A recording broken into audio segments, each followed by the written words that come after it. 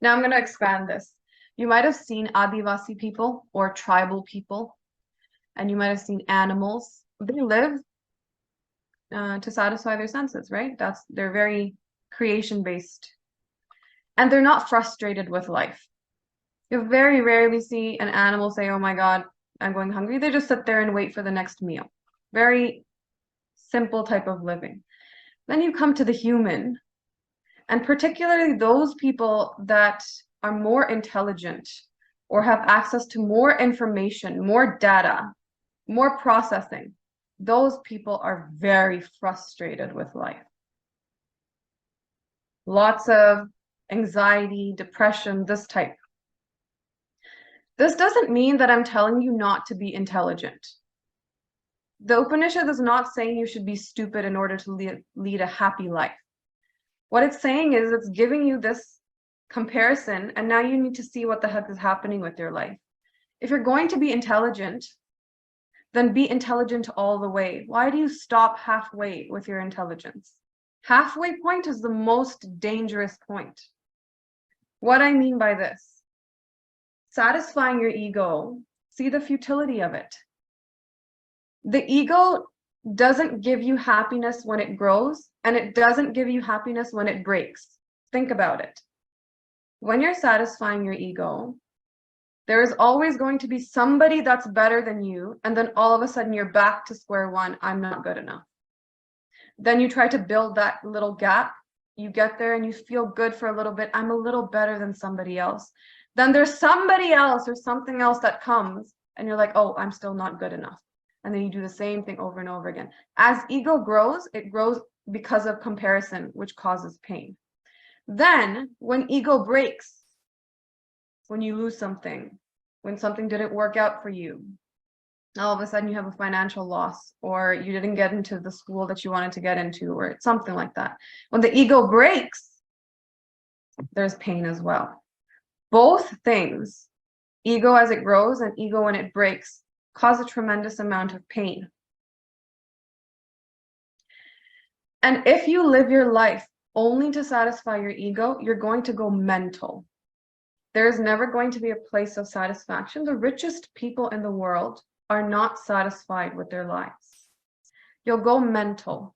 Anxiety, depression, suicide is a result of trying to please your ego, trying to live through the eyes of others.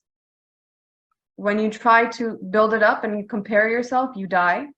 You go mental because you can't live up to the comparison. And when your ego breaks, you also have a mental breakdown.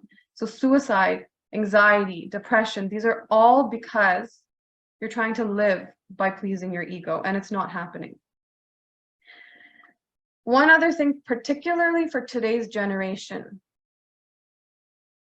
what happens in today's generation is when your life is boring and there's nothing happening in your life, your ego, boring, I mean your ego is not being satisfied by your life, you start to imagine things.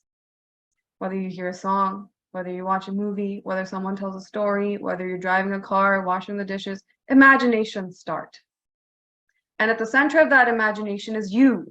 Something is happening in the imagination that is satisfying your ego. Imagination, if you're a sadhak, needs to stop completely. Because what you don't realize is imagination, thought, particularly when you're using your mental forces to create visuals, uses up your pranic force. It uses up your vital force. The force that is required for you to be hyper aware is being used up in your imaginations, in your daydreams. And those daydreams have a second negative effect. When you open your eyes and the dream breaks, you realize you don't have any of that. And the other thing that happens is you start to think that what I imagined myself and what satisfied my ego, that's what I want in my life. But your pararabdha might have a completely different direction. If you're a sadhak, your daydreams and your visualizations and your imaginations have to come to a complete stop. Visualizations are helpful in certain situations. But if you're doing them to satisfy your ego, they need to come to a complete stop. If you stop doing this, you'll actually notice You are more aware without having any effort. You're more energetic. There is less anxiety and depression in you just because now your vital force is being used in a healthy way and not being wasted in useless imaginations. So imagination, visualizations, these things need to stop. Whenever you see that you're going into an imagination that is satisfying, you need to tell it, you're wasting my vital force. You're actually making me feel more depressed in the long run, just because of that tiny moment of satisfaction that I get is more depressing in the long run. So here's the question. We understand ego is bad, satisfying ego never works, but what the heck is the main problem here? Why does satisfying the ego feel so good? That's why we do it, right? Because it feels good. The reason that satisfying your ego feels good is because you don't know your original value. So you build up fake value around yourself. You innately, without your things, and without people telling you how amazing and valuable you are, you innately do not think that you're worthy of anything. You don't think you're valuable, so you get things. You buy statuses, you get degrees. You want to be respected and for people to say, this guy is a very valuable human being. Look how many cars he has. Look how many houses she has. Look at their job. Look at this, that, whatever. Because you're trying to build your value innately, you do not see that you are a valuable person. And I want to ask you this question, just ponder over it for 10 seconds. What is your qimat? How much are you worth if all of your things are stripped away from you? Everything that you possibly can own, your house, let me see some of you. How much are you worth? What's your price if all of your things are taken away from you? First question. Second question. If there's not a single human being left on the planet, someone to give you a price, what is your price? How much are you worth? Nobody's going to tell you what your price is. How much do you value yourself? And the thing is very little. If you don't have your things, you don't have someone telling you that you're good, you don't actually have a price for yourself. This is your main problem. You don't understand how great you are, so you build up this facade to make yourself great. And this is actually people are not evaluating you. They're evaluating what you can do for them. Your things, when they see that you're rich, in their head, they're thinking, this person might be valuable to me. He might help me out, or she might help me out. They're not really evaluating you particularly. There's a Sakhi that Swamiji was telling us. A man came to a saint and he was completely overwhelmed by the sant because of what the sant updesh. And the person said, I want Param Shanti. But he was an aluminum factory owner, the first or second in his country, very rich and very busy. And he came to the sant and said, I'm not happy. I'm very ashant. How do I get Param Shanti? And the saint said, are you going to listen to me? Or are you just asking this because you're curious? He said, no, I really want this. He's like, will you do what I tell you to do? He's like, yes. He's like, keep the stuff that you need and sell off the rest. Come to the ashram, and he gave them some vidya. He did exactly that. Then he came back and he said, but people still keep calling me. I have to go inaugurate this. This person is calling me to this. He's like, get naked and stand in front of everyone. Go into the city naked. Because what's going to happen is they're going to see your real value. Everybody around him said, this guy's gone crazy. He doesn't have any more money. He's doing stupid things in the city. There's no way that we want to have an association with him. And he came back to the ashram and he did the sadhanas that the saint had told him, and he got enlightened. That quickly, because the obstacle that was stopping him was completely chopped from the root. He had no value in society's eyes because of what he'd done, but he found value in himself. You don't know who you are, therefore you don't have a price for yourself. You think you're worthless. You build yourself up. This whole pathway that we're on right now, why you listen to Swamiji, why we meditate, is to find your original value. What the heck are you worth?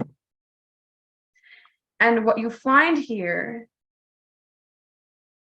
there is nothing more valuable than you in the whole universe.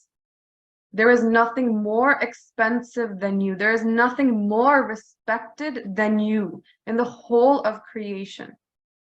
But not the body, because the body is going to decrease with value. When you're 21, 22, it's the most expensive. And then as you age, it loses value. So it can't be your body. It can't be your things, because despite whatever happens in your life, death is going to bring that value back to zero. What the heck is it about you that's valuable? That's what you have to find. What you're trying to do innately, every human being is trying to do this. You're trying to be God. Think about it. As many things as you get, there's always something else that you want, so that temporarily you can beat out somebody. And when then you beat out somebody, then there's a next person that you want to be ahead of. You're trying to be God, but your method is so unstable. It's like having a house made out of cards in the middle of a hurricane. And in the middle of the hurricane, why? Because in the middle of the hurricane, it's a little shant. There's no activity in the eye of the hurricane. So for a little bit, you think, my house, it's sturdy, made out of playing cards, but it's sturdy. What you don't realize is the storm of life doesn't wait for anybody. It doesn't stay still. The wall of wind is coming and your whole house is going to be torn apart. Your whole life is you trying to build up your value with playing cards in the middle of a hurricane. Some people's house stays a little longer because they were farther away from the wall. Some people don't even get to build a house because the wall came right away. But it doesn't matter, because it's going to zero as soon as death comes. You are God.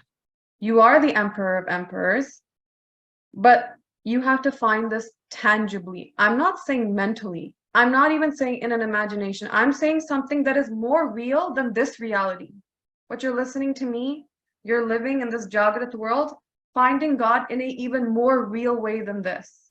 That's when you find your value. Find out who you actually are. Without your things, without anybody giving you a price, what the heck are you worth? So what's the conclusion from this? Two major conclusions. One, work hard. And what your karma delivers you, what your mehnat, your hard work delivers you, be satisfied in it. And put the rest of your energies into the ultimate goal of finding out who you are, finding out your original value. This time, you shouldn't die without knowing exactly why you had to come into birth in the first place. It should not be a wasted life this time. Otherwise, the same cycle is starting up again next time. And who knows, you might not have someone to guide you. Number two, stop trying to satisfy other people so they can give you value in your life. So that, you know how Forbes does valuation of companies? You do the same thing because you let other people give you a valuation. How worthy am I? Tell me. Hey, parents, tell me. Hey, relatives, tell me. How much am I worth? Hey, friends, hey, colleagues, tell me. How much am I worth? I'd like to hear a high number. Oh, it's not high? What do I have to do? I'm not good enough in people's eyes. Only satisfying others when they do not actually care about your intrinsic value at all. They just care about what you can do for them. You lose everything, everybody's leaving, because what's a poor person going to do for somebody? Don't try to satisfy other people so they can give you a valuation. You find your value. You take your power back. Don't look to people to give you respect. You respect yourself. How much respect do you have for yourself?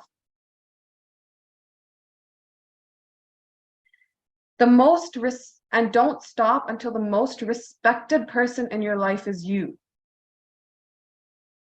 Ego, this is what ego means. Ego is living or giving value to yourself through other people's eyes. So whenever you sit down and do a evaluation of yourself, think, for example, we'll do evaluation. Okay, I'm an accountant or I'm a doctor.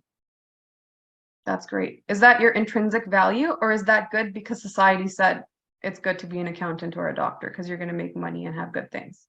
That's living through somebody else's eyes. What's your very intrinsic value? No degrees, no social status, no mommy and daddy's money, no things. What the heck is your value? Then when you build this value, that's going to be correct living. Because the whole thing is going to pass by and you're going to be like, what the hell did I do? So value yourself, respect yourself, live for yourself, and find out what the heck you're worth. And you do this by finding out who you are. So if you're going to be intelligent all the way, not halfway.